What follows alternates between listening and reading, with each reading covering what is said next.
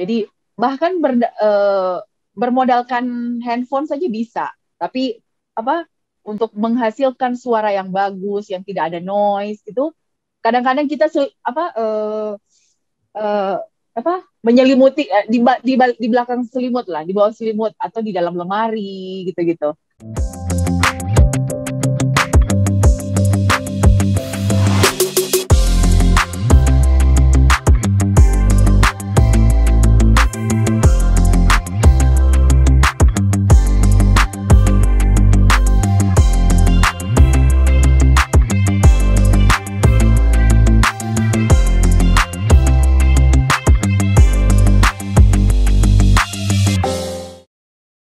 Oke, kalian semuanya senang bisa ada lagi di video terbaru kali ini bersama saya Mariska Polii di channel M&M Enterprises 2020. Dan yang akan cicet dengan Mariska kali ini adalah Lydia Rotinsulu. Lydia adalah mantan produser di salah satu TV berita di Indonesia.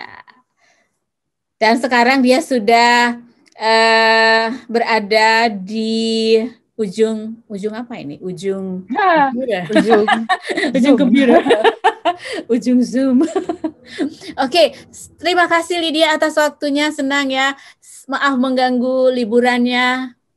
Ini liburan atau apa di Manado kalau boleh tahu? Sebenarnya kan Lydia tinggalnya di Jakarta kan sekarang ya. Ya, ini liburan, bisa dibilang liburan lah ya. Karena setelah tahun 2020 full tidak pulang ke rumah orang tua, ke rumah mama. Jadi Januari kemarin sempat pulang, tapi cuma 2 minggu. Ini kayaknya mau lebih lama di Manado. Kenapa? Kenapa mau lebih lama? Ada proyek kah? Ada sesuatu yang akan dikerjakan di Manado? Ada? Ya paling 2 bulan lah. Maksudnya lebih lama dari biasanya. Biasanya kan datang cuma 2 minggu, seminggu. Ini mungkin sebulan atau 2 bulan. Biar lebih puas. Ini sebenarnya dia mau menikmati masa transisi mungkin bisa dibilang sebelum nanti mengambil job yang lain karena kata Lydia kenapa bisa dibilang begitu. Karirnya lagi naik-naik. Naik. Apa ya? Mungkin ada potensi di bidang lain kali ya. Atau ingin mengeksplor kemampuan diri di bidang yang lain. Karena menurut, ya memang kan pilihan ya. Memang pilihan. Karena kalau kerja sebagai produser itu kan full time job.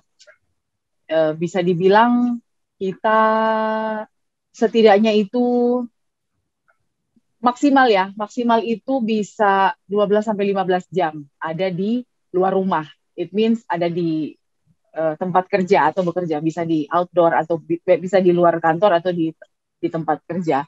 Dan bisa dibilang juga jenuh dengan rutinitas itu. Lama ya Lydia, berapa belasan tahun ya kalau nggak salah Lydia?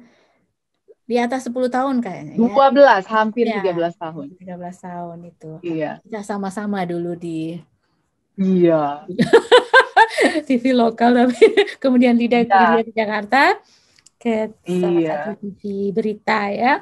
Itu sekarang kan Lydia kalau yang saya lihat di social media Lydia sekarang aktif lebih banyak kegiatan voice over gitu ya. Voice over ya. Ya itu kenapa sampai tapi kan memang Lydia suaranya tuh gimana ya?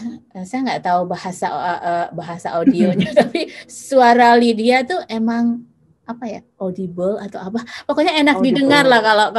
Kalau Lydia ngisi suara tuh enak didengar gitu. Kalau ya, terima kasih. Iya, jadi mungkin sudah dari kecil kali ya, mama saya tuh sering mengencourage saya untuk berani, tidak malu-malu kalau tampil di depan, walaupun memang dulu mungkin minder ya, tapi suka menyanyi, walaupun saya tidak pernah sekolah vokal, bina vokalia lah or something. Cuman di saat mulai 2003 SMA pernah ikut katakanlah lomba baca berita. Jadi ada teks gitu ya. Aku pernah ingat dulu ada sekolah Akademi Bahasa Asing di Manado mengadakan lomba baca berita untuk anak SMA. Oke, ada skripnya baca, seperti membaca berita. Kemudian mungkin itu awalnya. Setelah itu tahun 2003 kan kerja di TV lokal di Manado. TV lokal ya, TV berita. Kita di apa? Divisi berita.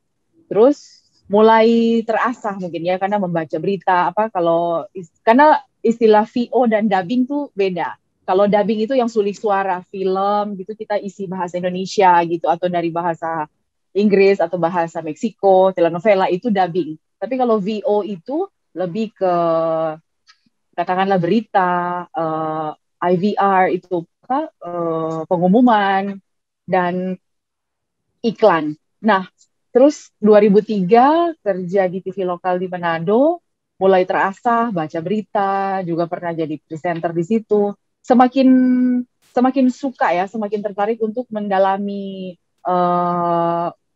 bidang itu. Karena kan ya dengan testimoni teman-teman, oh suaramu bagus, coba lebih ditingkatkan lagi. Nah, setelah eh, pindah ke Jakarta, ke TV berita di Jakarta, semua kerjaan VO itu ya bisa dibilang saya yang isi ya. Jadi mulai dari program news, program non bulletin atau dokumenter. Jadi berbagai macam mau berita, soft news, hard news, politik atau apa ibaratnya investigasi, bahkan jalan-jalan, traveling, kuliner itu kan ada beda-beda ya ininya khasnya. Jadi kita jadi harus bisa lah. Jadi mulai dari situ tertarik terus kemarin dan tahun lalu sudah semakin kelihatan kan orang-orang yang berkecimpung di bidang VO itu dan saya ikut kelasnya ada namanya Bimoki, dia punya kelas uh, Voice Institute Indonesia. Ikut di situ dan semakin ketemu dengan orang-orang yang karena orang pencintanya banyak tapi wadahnya sedikit. Jadi wadah itu ada, kita langsung masuk dan itu pun diseleksi. Jadi yang diseleksi itu pun orang-orang yang kemampuannya sudah kelihatan gitu. Jadi nggak dari nol sekali. Kita di situ dan dapat jadi tidak dari nol sekali yang sudah punya kemampuan walaupun tidak punya pengalaman banyak, tapi akhirnya masuk di kelas itu mungkin sekitar 15 orang, ada pelatihan sekitar 2 bulan, ya banyak ilmu lagi lah dan tips dan pengetahuan lainnya. Itu kalau boleh tahu Lydia, itu latihannya itu sama seperti berenang kah atau tahan napas di gimana atur pernapasan seperti olah vokal atau iya bisa dibilang begitu ya, ibaratnya itu ada beberapa dasar kan yang untuk belajar itu. Pernafasan juga mempengaruhi nafas ya, mengatur nafas, artikulasi, intonasi, improvisasi, ada emphasize, penekanan kata gitu. Jadi kita bisa tahu dalam satu kalimat itu ada kata-kata yang harus ditekankan kan, misalnya jumlah, nama orang, tempat, supaya orang yang mendengar tuh memang kayak klik gitu. Oh iya ya, oh kejadiannya di Manado. Misalnya kalau misalnya berita kriminal ya, korbannya masih 5 tahun. Jadi kan itu kan menggugah orang kan untuk kayak keep listening kan ke berita itu gitu. Jadi itu ada tips-tipsnya, penekanannya, intonasinya, apalagi improvisasi juga. Karena dalam satu kalimat itu tidak semua berakhir dengan nada yang sama misalnya. Ya itu tentunya dipengaruhi dengan jam terbang sih. Terus soal job itu biasanya dapat sudah berapa banyak dapat job ngisi suara? Oh, berarti kan lumayan. Kan tinggal ngisi suara. Ya. Dan pakai nggak perlu pergi kan, nggak perlu ada di tempat. Biasanya orang yang sudah ya profesional, dia punya booth VO sendiri di rumah misalnya dengan alat yang sederhana. Tapi pernah baca juga praktisi VO dari Amerika, dia bilang kalau kamu baru mau mulai, jangan dulu beli yang mahal-mahal katanya. Jadi bahkan bermodalkan handphone saja bisa, tapi apa untuk menghasilkan suara yang bagus, yang tidak ada noise itu kadang-kadang kita eh, apa menyelimuti di belakang selimut lah, di bawah selimut atau di dalam lemari gitu-gitu. Nah, kalau untuk jobnya cukup menjanjikan karena sekarang karena mungkin dari dulu tuh berawal dari radio ya. Kalau dari radio itu kan biasanya yang di hire itu si penyiarnya sendiri ya, announcernya sendiri. Tapi karena sekarang sudah semakin banyak orang yang punya potensi di bidang VO, jadi tidak hanya penyiar radio, orang lain di luar penyiar radio pun bisa. Nah, kadang-kadang dan itu kan memang itu ibaratnya kalau sekarang itu bisa dibilang kayak di bawah tanah lah. Karena kita di hire berdasarkan apa namanya rekomendasi. Maksudnya di bawah tanah maksudnya? Oh gini, kita ibaratnya masih tersembunyi gitu. Maksudnya tidak gampang orang untuk meng-hire jasa VO. Biasanya dia yang sudah dikenal. Jadi biasanya pun yang sudah dikenal itu yang sering di-hire. Karena misalnya ada orang yang punya potensi, dia bagus, belum tentu dia bisa di-hire karena satu belum dikenal dan belum ada rekomendasi tentang kemampuan dia. Gitu. Jadi kadang-kadang kita harus bergabung dalam satu komunitas untuk bisa saling mengenal dan bisa saling mempromosikan. Oh, ini juga ini baru dan ini apa bakat baru dan dia bagus gitu. Coba deh gitu. Karena kalau kita untuk datang langsung ke studio Audio Post misalnya, jadi Audio Post itu studio yang biasa mengerjakan iklan, itu belum tentu. Oh, saya mau coba dong, mau kasih sampel. Kadang-kadang kasih sampel pun ya mungkin apa namanya tidak belum terlalu cepat untuk direspon. Jadi pasti kan akan ditanya, orang ini bagus nggak kinerjanya atau apa? Karena kan ya tetap kembali ke attitude juga penting ya untuk bekerja sama dengan orang lain. Nah, kalau seperti ini Lydia yang kalau saya mau masuk ke bioskop atau mau naik pesawat, nah itu kan Ya. over juga kan? Itu Ya. ada. Jadi Iya. suara mereka tuh uh, itu Iya. itu mulu tidak Iya. pernah diganti. Itu dikontrak Iya. atau gimana? Iya, itu biasanya sudah dikontrak. Apalagi kan kalau misalnya kayak di pesawat ya, kalau dulu kan masih diperagakan oleh pramugari ya, tapi sekarang sudah ada istilahnya, ya voice over yang untuk menggantikan suara itu daripada diomongin dari belakang mic oleh si salah satu pramugari kan. Jadi itu akhirnya itu berkembang, akhirnya itu menjadi kebutuhan untuk berbagai perusahaan untuk meng-hire orang yang bisa VO. Ada juga yang ya kayak di bioskop gitu, itu mungkin sudah di ini ya, itu salah satu sepuh ya, Ibu Maria Untu, itu suaranya Ibu Maria Untu. Iya. Atau mungkin Lydia bisa bikin apa namanya sekolah mungkin punya license Ya mungkin kalau ya sekarang banyak orang yang apa namanya membuka sekolah online karena kan berkaitan kemarin pandemi, jadi di rumah aja orang bikin kelas online gitu. Jadi bisa aja ada juga teman yang di Solo dulu dia penyiar radio di Manado juga dia buka kelas di Solo bekerja sama dengan eh, orang-orang yang sosok-sosok yang punya pengalaman dan eh,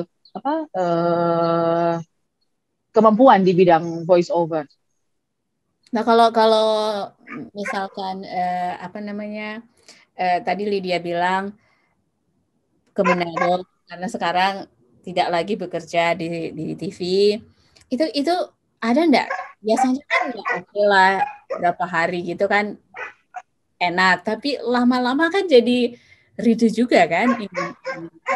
Pernah enggak ada ya? Rutinitas. Nggak tahu ya, ini kan sudah berapa bulan nih? 1 bulan lah. Tapi di saat pun saya memutuskan untuk berhenti, itu memang udah siap sih, sudah siap. Jadi memang keinginan sendiri dan juga mungkin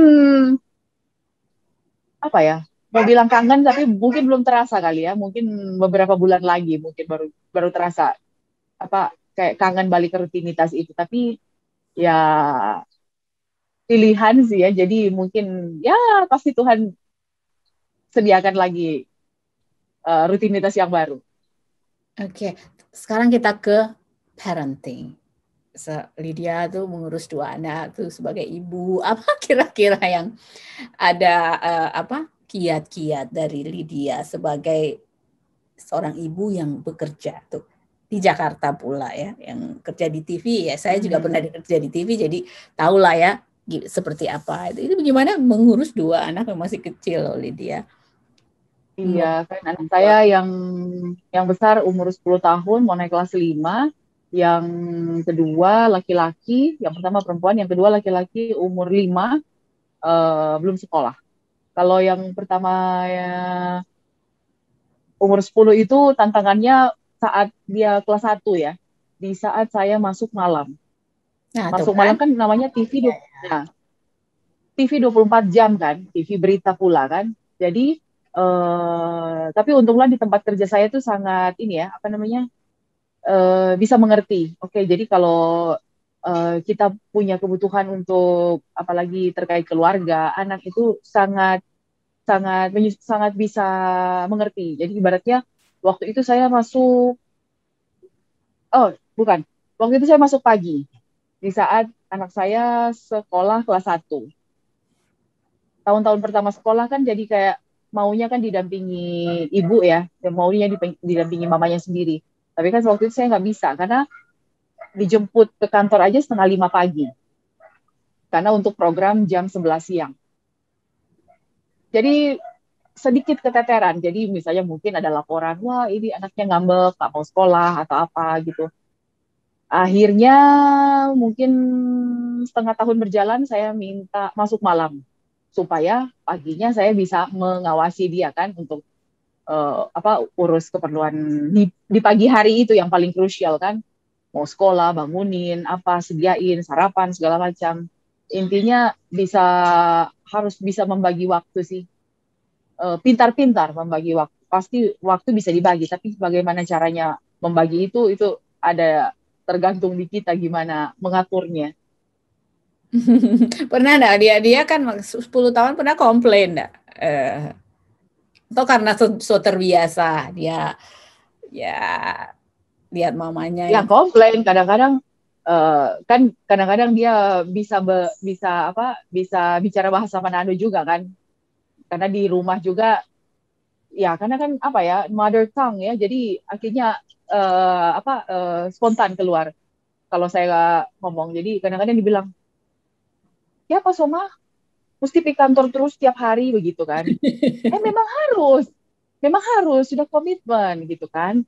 Terus kadang-kadang biar nggak terlalu terasa kental kata kantornya, jadi saya bilang, kan kantor saya kan adanya di Kedoya kan, Jakarta Barat. Jadi bilang, Mama mau kemana?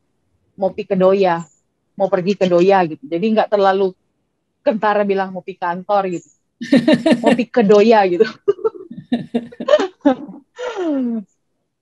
Gitu, jadi harus bukan tipu-tipu, tapi banyak trik-trik lah ya, supaya tidak terlalu merasa mau ditinggal atau bagaimana. Tapi kadang-kadang juga pernah saya ajak kok ke tempat kerja, karena di tempat maaf, karena di tempat kerja saya juga sangat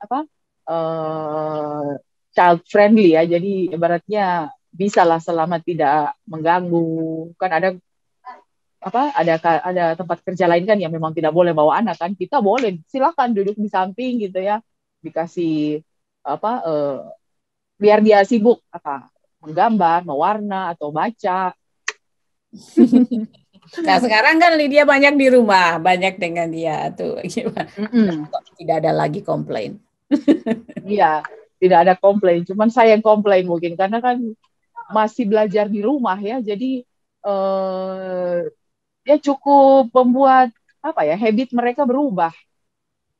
Habit mereka ke sekolah kan harusnya kan belajar di kelas gitu kan. Tapi ya karena keadaan ya kita menyesuaikan dan menerima saja. Karena kalaupun ya masih khawatir dengan keadaan yang belum membaik, misalnya kalau sekolah tatap muka, tapi kadang-kadang di rumah juga, karena kan jam belajarnya sangat berubah. Jadi ibaratnya biasanya dari jam 7 mungkin sampai jam 1, ini kan cuma dari jam 8 atau jam 10 dengan ya mungkin lebih banyak karena belajar menggunakan apa device apa HP gitu. Jadi habis itu lah main langsung main gadget gitu lah mungkin yang agak susah untuk di apa didisiplinkan, tapi tetap harus bisa.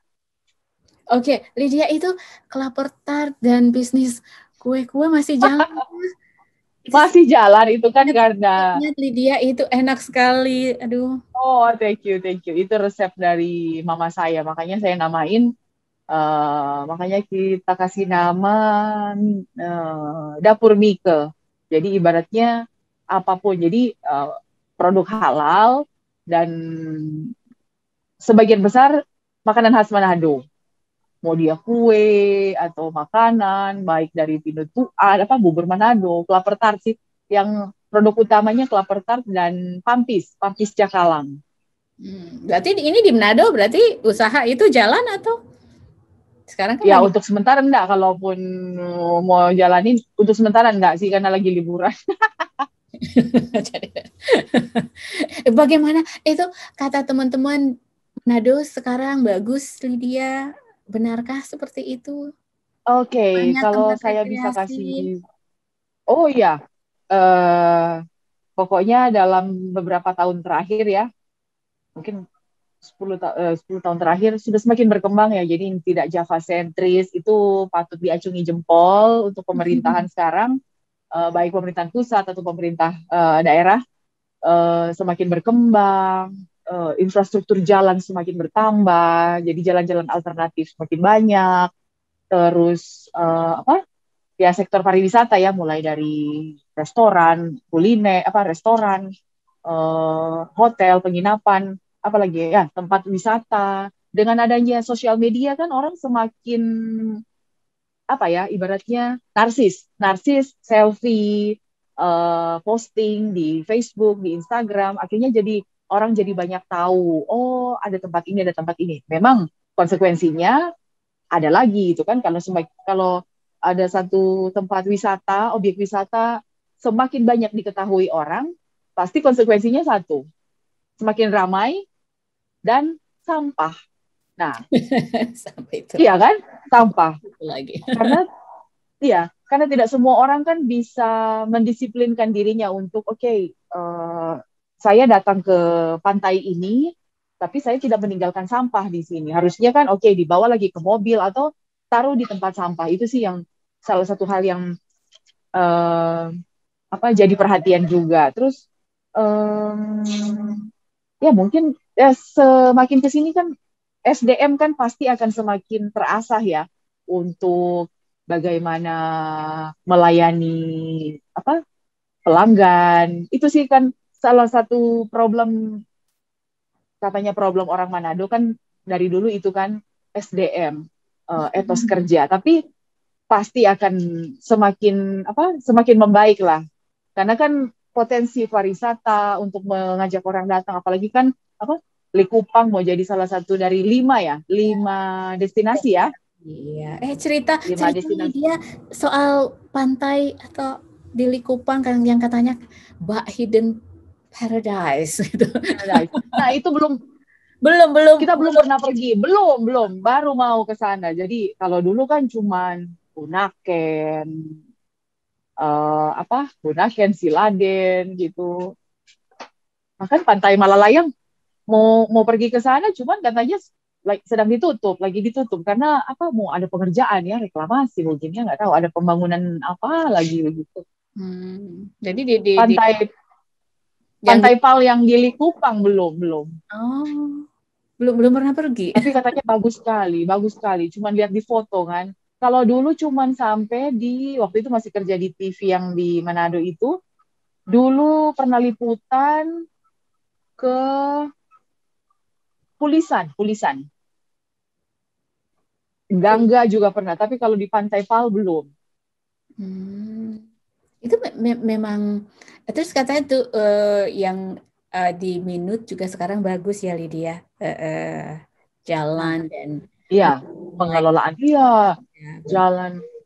Itu kan dari ya ada tol, ya mungkin tol pertama di mana di Sulawesi Utara dan ya cukup membantu sih saya kalau kalau ke kakak di Bitung tuh pasti lewat tol. Jadi oh begini tol dan katanya kan apa panoramic view ya. Jadi kiri kanan kalau kanan lihat laut Kemah, kiri lihat Gunung Kelabat. Jadi memang si apa panoramic view lah untuk lewat si jalan tol itu kan kalau di Jawa kan mungkin rumah, sawah ini gunung, laut. Jadi bagus, bagus, bagus. Oh, oke, oke.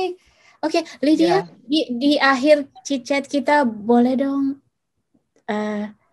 apa ya? Kasih satu contoh atau kasih tips soal bagaimana mengisi suara apa sih voice over yang baik, posisinya atau apa deh pokoknya Oh. eh, eh, kasih kasih kasih tips buat mereka yang mau seperti Lydia. Tipsnya yang penting pertama mungkin mau ya tertarik untuk ada di bidang suara. Jadi misalnya eh, terus kemudian ya harus berlatih untuk bisa dan untuk mengasah Gimana kemampuan tuh berlatih. Lydia? Berlatih seperti apa? Kita balik lagi, sorry, lompat-lompat. Iya nggak apa-apa. Apa ya? Baca cepat. Kadang kan orang mau tapi takut. Di saat sudah di depan mic gitu, sudah di depan mic untuk recording, deg-degan. Nah, deg-degan itu pengaruh di nafas, ngos-ngosan. Jadi kan tetap kerekam kan di dalam mic itu kan, karena kan mic itu kan apa, merekam suara sekecil apapun gitu kan. Suara kita kayak menelan ludah atau itu kan pasti kedengaran di mic. Makanya harus prepare semuanya. Bahkan suara kertas aja kayak apa bergerak gitu pasti kerekam. Deg-degan itu pengaruh di nafas. Jadi mungkin yang pertama-pertama mungkin take a deep breath, bikin tenang dulu, baru bisa baca. Baca pun itu ada orang yang memang kalau sudah punya jam terbang tinggi, dia oke, baru sekali baca, ini tolong bacain dong. Baca, oke, bisa yuk masuk booth recording, baca. Tapi kalau ada yang masih baru, pasti salah-salah. Pasti sering salah. Belibet, salah apa, pengucapan, artikulasinya salah, dan itu akan memakan waktu lama. Kasihan editornya, editornya akan oke, mundur lagi salah, lalu kan berlatih nafas, sering membaca dan senam mulut kan yang kayak A, I, U, E, O. Jadi biar otot di rahang ini tuh lentur, jadi nggak kaku. Kemudian apa ya? Ya katanya jangan sering makan gorengan atau apa.